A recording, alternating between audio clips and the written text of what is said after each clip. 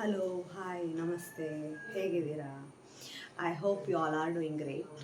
ಇವತ್ತು ನಾನೊಂದು Mangalorean style fish curry ಮಾಡಲಿಕ್ಕೆ ಇದ್ದೀನಿ. ತುಂಬ ಈಸಿ, ಅಷ್ಟೇನು ಬ್ರಹ್ಮವಿದ್ಯೆಯಲ್ಲ ಅಡಿಗೆ ಅಂದರೆ.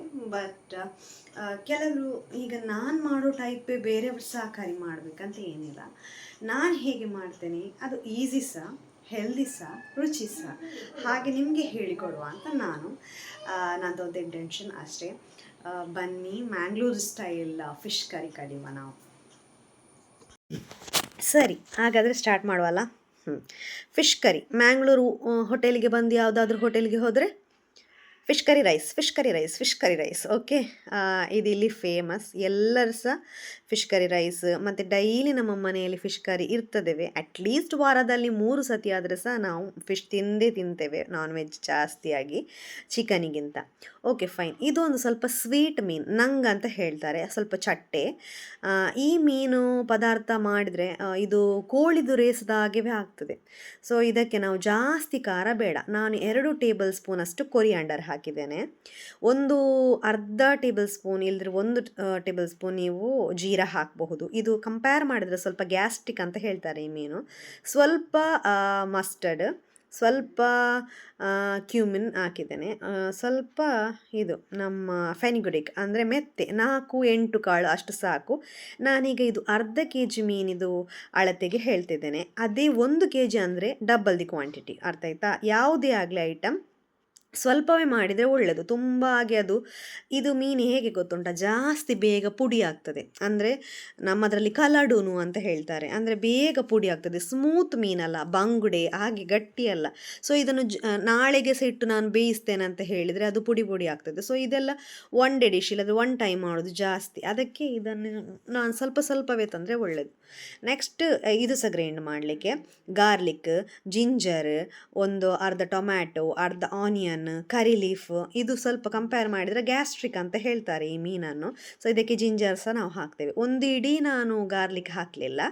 ಮತ್ತು ಈ ನೀರುಳ್ಳಿ ಇದೆಲ್ಲ ನೀವು ಅರ್ಧ ಪೀಸೇ ತಂದರೆ, ಅರ್ಧ ಚಿಕ್ಕದು ಸಿಗ್ತದೆ ನೋಡಿ, ಅದು ತಂದರೆ ಒಳ್ಳೆಯದು. ಯಾಕೆಂದರೆ ನಾವು ಡೈಲಿ ಎಲ್ಲ ಪದಾರ್ಥಕ್ಕೆ ಸಹ ಹಾಕ್ತೇವೆ. ದೊಡ್ಡ ಆನಿಯನ್ ಆದರೆ ಚಿಕನಿಗೆ ಮಾತ್ರ. ಇದನ್ನು ಕಟ್ ಮಾಡಿ ಫ್ರಿಜ್ಜಲ್ಲಿ ಇಡೋದು ಅಷ್ಟು ಒಳ್ಳೆಯದಲ್ಲ.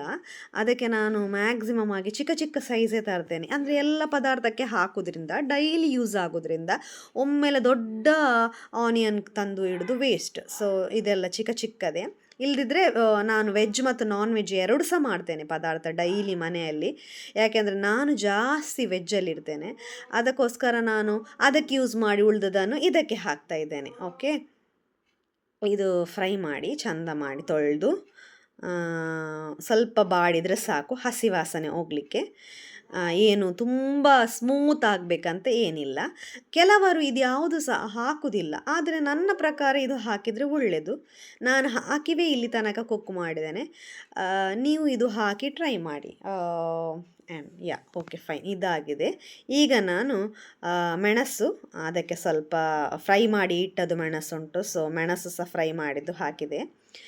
ಆನಂತರ ಒಂದು 6-7 ಮೆಣಸು ಸಾಕು. ಚಿಕ್ಕ ಮೆಣಸು 1-2, ಮತ್ತು ಚಿಕ್ಕ ಮೆಣಸು ಖಾರ, ದೊಡ್ಡ ಮೆಣಸು ಯಾವಾಗ ಸಹ ಕ್ವಾಂಟಿಟಿ ಜಾಸ್ತಿ ಆಗಲಿಕ್ಕೆ, ಇದು ಯಾವಾಗ ಸಹ ನೆನಪು.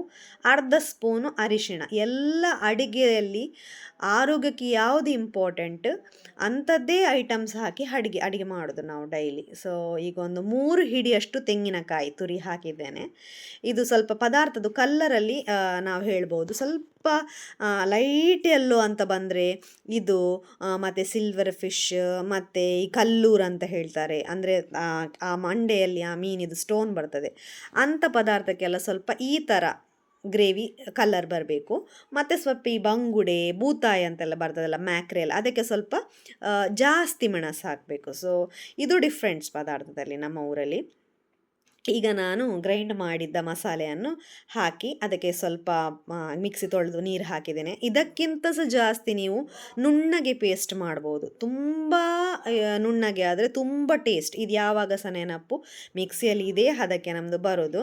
ಸೊ ಇದಕ್ಕೆ ಕಲ್ಲುಪ್ಪು ಹಾಕಿ ಸ್ವಲ್ಪ ಕುದಿ ಬರಲಿಕ್ಕೆ ಬಿಡಿ. ಇದು ಚಂದ ಮಾಡಿ ಇದು ಕುದಿ ಬರಲಿ. ಯಾಕೆ ಅಂತ ಹೇಳಿದರೆ, ಮೀನು ಹಾಕಿದ ನಂತರ ಜಾಸ್ತಿ ಕುದಿ ಬರಬಾರ್ದು. ನಾನು ಹೇಳಿದೆ ಅಲ್ಲ, ಆ ಮೀನು ಬೇಗ ಪುಡಿ ಆಗ್ತದೆ. ಅದಕ್ಕೋಸ್ಕರ ಅದರ ನಂತರ ಜಾಸ್ತಿ ಪುಡಿ ಮಾಡೋದು ಬೇಡ ಮೀನನ್ನು. ಸೊ ಈಗ ನಾನು ಇದು ಚಂದ ಕುದಿ ಬರಲಿಕ್ಕೆ ಮುಚ್ಚಿಡ್ತೇನೆ. ಅದಕ್ಕಿಂತ ಮುಂಚೆ ನಾನು ಆಗ ಗ್ರೈಂಡ್ ಮಾಡುವಾಗ ಸಹ ಹಾಕಿದ್ದೇನೆ ಜಿಂಜರ್. ಈಗ ಸಹ ಜಿಂಜರ್ ಮತ್ತು 2 ಮೆಣಸು ಹಾಕ್ತಾ ಇದ್ದೇನೆ. ಇದು ನೋಡಿ, ಇದು ನಂಗ್ ಫಿಶ್ ಅಂತ ಫಸ್ಟಿಗೆ ನಾನು ಹಾಕಿದ್ದೇನೆ. ತುಂಬ ಚಟ್ಟೆ, ತುಂಬ ಸ್ವೀಟ್ ಮೀನು. ಈಗ ನೋಡಿ ಚಂದ ಕುದಿ ಬಂದಿದೆ. ಸ್ವಲ್ಪ ಎಲ್ಲೋ ಇಶಿಂದ ಹೋಗಿ ಡಾರ್ಕ್ ಕಲರಿಗೆ ಟರ್ನ್ ಆಗಿದೆ. ಅಂದರೆ ಬ್ಲ್ಯಾಕ್ ಎಲ್ಲ ಆಗೋದು ಬೇಡ, ಇದು ಕಲ್ಲರ್ ಆ್ಯಕ್ಚುಲಿ. ಈಗ ನಾನು ಕಟ್ ಮಾಡಿ ಮೀನು ಹಾಕ್ತಾ ಇದ್ದೇನೆ, ಇಡಿ ಬೇಡ. ಕಟ್ ಮಾಡಿ 2 ಪೀಸ್ ಮಾಡಿ ಎಲ್ಲ ಮೀನು ಹಾಕ್ತಾ ಇದ್ದೇನೆ. ಇದು ಚಂದ ಒಂದು ಮಿಕ್ಸ್ ಆಗಿ ಚಂದ ಒಂದು ಉಪ್ಪೆಲ್ಲ ಕರೆಕ್ಟ್ ನೋಡಿ ನೀವು ಈ ಹಂತಕ್ಕೆ ಬಂದ ನಂತರ, ಯಾಕಂದರೆ ಮೀನು ಈಗ ಉಪ್ಪು ಎಳಿತದೆ ಮತ್ತೆ ಎಳೆಯುವುದಿಲ್ಲ.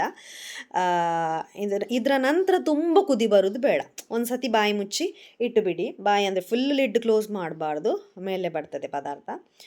ಓಕೆ, ಇದನ್ನು ನಾನು ಒಂದು ಚಂದ ಮಿಕ್ಸ್ ಕೊಟ್ಟು ಇಟ್ಟುಬಿಡ್ತೇನೆ. ಸೊ ಚಂದ ಮಾಡಿ ಮಸಾಲೆ ಮೀನಿಗೆ ಎಳೆತದೆ. ನನಗೆ ಗೊತ್ತುಂಟು ನಿಮ್ಮ ಊರಲ್ಲಿ ಬೇರೆ ಟೈಪಲ್ಲಿ ಮಾಡ್ತಾರೆ ಪದಾರ್ಥ, ನಾನು ನೋಡಿದ್ದೇನೆ ಕೆಲವು ವೀಡಿಯೋಸ್, ತಿಂದಿದ್ದೇನೆ ಬೇರೆಯವರ ಮನೆಯಲ್ಲಿ. ಸೊ ಇದು ನಮ್ಮ ಊರಲ್ಲಿ ಫಿಶ್ ಕರಿ ಮಾಡೋದು ಹೀಗಿವೆ. ನಾವು ಡೈಲಿ ಊಟಕ್ಕೆ ಹೀಗೆ ಫಿಶ್ ಕರಿ ಮಾಡೋದು. ನೀವು ಸಹ ಟ್ರೈ ಮಾಡಿ. ನಿಮ್ಮ ಊರಲ್ಲಿ ಫಿಶ್ ಸಿಕ್ಕಿದರೆ ಒಳ್ಳೆ ಆಗ್ತದೆ.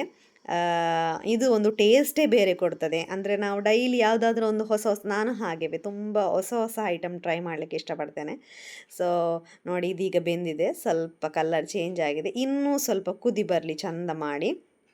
ಇದು ಈ ಥರ ಆಗ್ತದೆ ಮೀನು. ಒಂದು ಪಿಂಕಿಶ್ ಇತ್ತು, ಇದು ಬೆಂದ ತಕ್ಷಣ ಸ್ವಲ್ಪ white colour, light yellow white ಕಲರಿಗೆ ಟರ್ನ್ ಆಗ್ತದೆ. ಈಗ ಇದಾಗಿದೆ. ಇದು ಅನ್ನಕ್ಕೆ ತುಂಬ ಒಳ್ಳೆ ಆಗ್ತದೆ. ನಮ್ಮದು ವೈಟ್ ರೈಸ್ ಅಲ್ಲ, ಬಾಯ್ಲ್ಡ್ ರೈಸ್, ಅದಕ್ಕೆ ತುಂಬ ಒಳ್ಳೆ ಆಗ್ತದೆ. ಸೊ ಇದೀಗ ಆಗಿದೆ.